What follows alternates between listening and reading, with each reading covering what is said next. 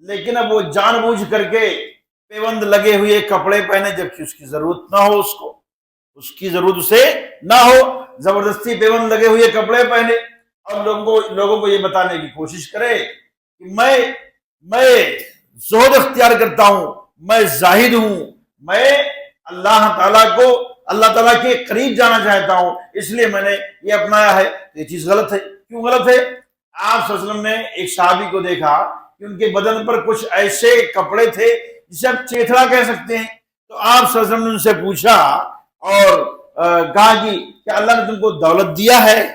تو انہوں نے کہا ہاں اللہ نے مجھے دولت دیا ہے۔ کہا کیسی دولت دیا ہے؟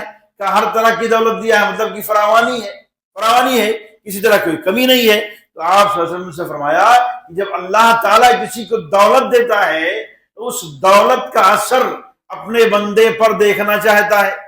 اللہ جب کسی کو نعمت عطا کرتا ہے تو اس نعمت کا اثر اپنے بندے پر دیکھنا چاہتا ہے۔ اب اس کا مطلب یہ نہیں ہے کہ آپ حد سے تجاوز کر جائیں، اللہ تعالیٰ نے حرام کیا نا مسلمانوں کے اوپر ریشم پہننا، اب آپ مرد ہو کر کے بھی یہ کہیں کہ ہم اپنی دولت کو دکھا رہے ہیں اور بتا رہے ہیں کہ اللہ نے ہم کو دیا ہے اس لیے ہم ریشم پہن رہے، یہ غلط ہو جائے گا۔ آپ پہنے سوتی پہنے، پولیسٹر پہنے اور اس طرح سے جو بھی کپڑے دستیاب ہیں جو حرام نہیں ہے آپ ان کو پہنے، صاف سوف رہیں، تو یقینا اللہ رب العزت اس بندے کو پسند کرتا ہے جو اپنے نبی کی تعلیمات پر عمل کرتا ہے۔ تو کہنے کا مطلب یہ ہے حلال کو چھوڑنے کا نام نہیں ہے، چھوڑنے کا نام زہد نہیں ہے، بلکہ حرام کو چھوڑیے اور حلال کو اپنائیے اور اس میں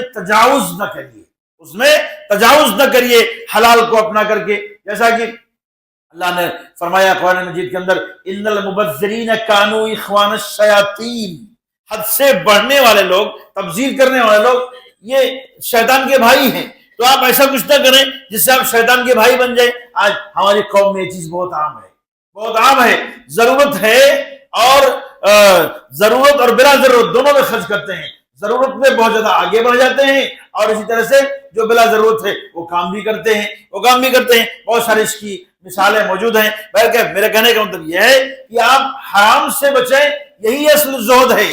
آپ جیسے انسان کی جو خواہشات ہیں، ان خواہشات کی تکمیل کے لیے اللہ رب العزت نے ایک ذریعہ رکھا ہے، نکاح رکھا ہے۔ اب آپ اپنی خواہش کی تکمیل کے لیے نکاح نہ کریں اور ادھر ادھر ششورپن کریں تو یہ کیا ہے؟ یہ ایک طرح کی بدتمیزی ہے اور ایک طرح سے شریعت سے ہٹنا ہے۔ اور اگر آپ وہ کام چھوڑ دیتے ہیں اور محدود رہتے ہیں اپنی بیوی تک تو یہ زہد ہے۔ یہ کیا ہے؟ یہ زہد ہے، اسی کا نام زہد ہے۔ آپ اس لیے کہ آپ نے فرمایا ہے وفی بضع احدکم صدقہ، ہے نا، کہ تمہیں سے کسی کا اپنی بیوی سے ملنا یہ بھی صدقہ ہے۔ تو اگر بیوی تک محدود رہتا ہے، شریعت کی پاسداری کرتا ہے تو یہ زہد ہے اور اس سے ہٹ کر کے غلط قدم اٹھاتا ہے، یہ زہد کے خلاف ہے۔ اللہ نے فرمایا وَلَا تَتَمَنَّوْا مَا فَضَّلَ اللَّهُ بِهِ بَعْضَكُمْ عَلَى بَعْضٍ لِلرِّجَالِ نَصِيبٌ مِّمَّا اكْتَسَبُوا وَلِلنِّسَاءِ نَصِيبٌ مِّمَّا اكْتَسَبْنَ۔ فرمایا کہ تم میں سے کوئی بھی شخص کسی کی دولت کو دیکھ کر اس کی تمنا نہ کرے کہ اللہ نے اس پر اپنا فضل کیا ہے تو وہ فضل تمہیں مل جائے، یہ زہد کے خلاف ہے۔ یہ ہے زہد کے خلاف ہے۔ جو تم کماؤ گے، جو مرد کمائیں گے مردوں کے لیے، جو عورت کمائیں گے عورتوں کے لیے۔ کہنے کا مطلب یہ ہے کہ زہد حرام چیزوں کو چھوڑنے کا نام ہے، اسے ترک کرنے کا نام ہے۔ ترک دنیا کا مفہوم یہ نہیں ہے کہ آپ حلال چیزوں کو چھوڑ دو اور اتنی سادگی اپناؤ کہ آپ کھانے پینے میں اب گوشت نہیں کھائیں گے، مچھلی نہیں کھائیں گے، انڈا نہیں کھائیں گے۔ آپ بولو گے بھائی سب زہد کے خلاف ہے، ہم گھاس چر کے رہ جائیں گے، گھاس پھوس کھائیں گے۔ کیا ہے؟ گھاس پھوس کھائیں گے۔ اگر دولت ہے آپ کے پاس گوشت کھانے کی، ارے مہنگا والا گوشت نہ کھاؤ، سستا ہی کھاؤ، لیکن کھاؤ، کم سے کم یہ پتہ تو چلے اصل زہد کیا ہے۔ اور اس قدر آپ سادگی نہ اپناؤ کہ آپ زہد کا معنی ہی بدل دو۔ تو زہد کا مفہوم جو ہے وہ یہ کہ حلال کو اپنایا جائے، نہ کہ حلال کو چھوڑا جائے۔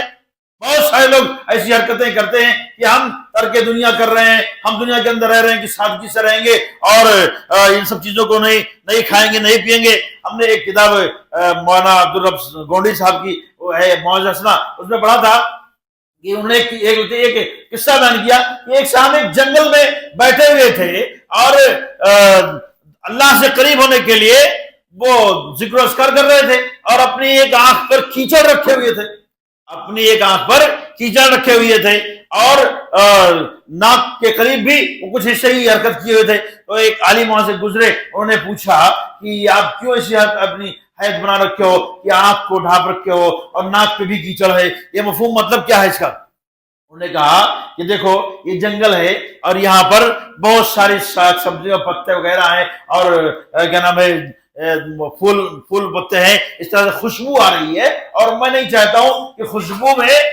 میں پڑھ کر کے میں اللہ کو بھول جاؤں، اللہ کو یاد کرنا چاہتا ہوں، اس لیے ہم بدبو رکھے ہوئے ہیں۔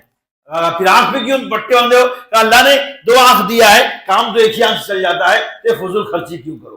انہوں نے کہا فضول خرچی کیوں کرو؟ تو عالم جو تھے جو ٹوکے تھے ان کو سمجھایا، انہوں نے کہا دیکھو تم ناک پہ بدبو رکھے ہو، جبکہ بدبو تکلیف دینے والی چیز ہے، اللہ کو یاد کیسے کرو گے؟ اللہ کو یاد کیسے کرو گے؟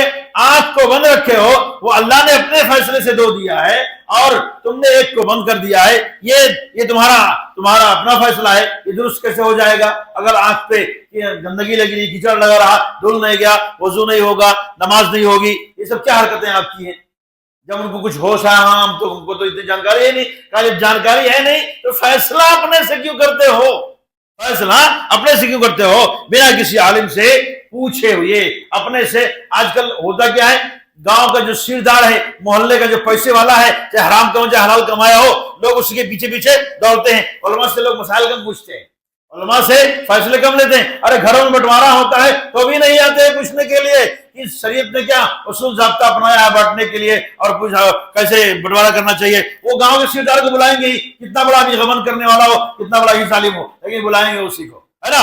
اور محلے کے اسی شخص کو بلائیں گے جو سب سے بڑا چور و چکا بدماش ہوگا، لیکن دولت ہے اس کے پاس، کسی بھی طرح سے اس دولت سمیٹا ہے تو جانا اسی کے پاس۔ اس لیے کہ لوگ دولت والے کے پیچھے پیچھے دوڑتے ہیں، لوگوں کو نبی کی تعلیم کی نہیں پڑی ہوئی ہے، لوگوں کی خشیاں برداری کی پڑی ہوئی ہے، ان کے پیچھے پیچھے لگے رہے تو ہمارا بھی کچھ بھلا ہو سکتا ہے۔ تو مسلمانوں، زہد نام ہے کہ آدمی حلال کو اپنائے اور حرام کو چھوڑ دے۔ اصل زہد یہی ہے۔ اللہ رب العزت ہمیں صحیح سوچ بتا فرمائے اور ہمیں اس کو سمجھنے کی توفیق بخشے، آمین۔ وآخر دعوانا الحمدللہ رب العالمین۔ ایک شخص نبی کریم صلی اللہ علیہ وسلم کے پاس آیا اور اس نے کہا کہ اللہ کے رسول صلی اللہ علیہ وسلم، مجھے ایسا کوئی کام بتائیے جب میں وہ کام کروں تو لوگ مجھ سے محبت کرنے لگے، اور اسی طرح سے اللہ بھی مجھ سے محبت کرنے لگے، مجھ سے اللہ محبت کرنے لگے اور لوگ مجھ سے محبت کرنے لگے اس کام کرنے کی وجہ سے۔ تو آپ صلی اللہ علیہ وسلم نے فرمایا کہ دنیا سے بے رغبت ہو جاؤ، دنیا کے سر و سامان سے بے رغبت ہو جاؤ، اس سے اپنی غرض چھوڑ دو تو اللہ تم سے محبت کرے گا، اور دنیا میں رہنے والے لوگ جو ہیں ان کے پاس جو چیزیں ہیں اسے چھوڑ دو تو لوگ تم سے محبت کرنے لگیں گے۔ یعنی کہ دنیا سے بے رغبت ہو جاؤ تو اللہ تم سے محبت کرے گا، اور دنیا والوں کی دولت سے بے رغبت ہو جاؤ تو لوگ بھی تم سے محبت کرنے لگیں گے۔ یہ آپ صلی اللہ علیہ وسلم نے ان کو سکھایا اور بتایا۔ تو دنیا سے بے رغبت ہونے کا مطلب کیا ہے؟ کس طرح سے دنیا سے بے رغبت ہوا جائے؟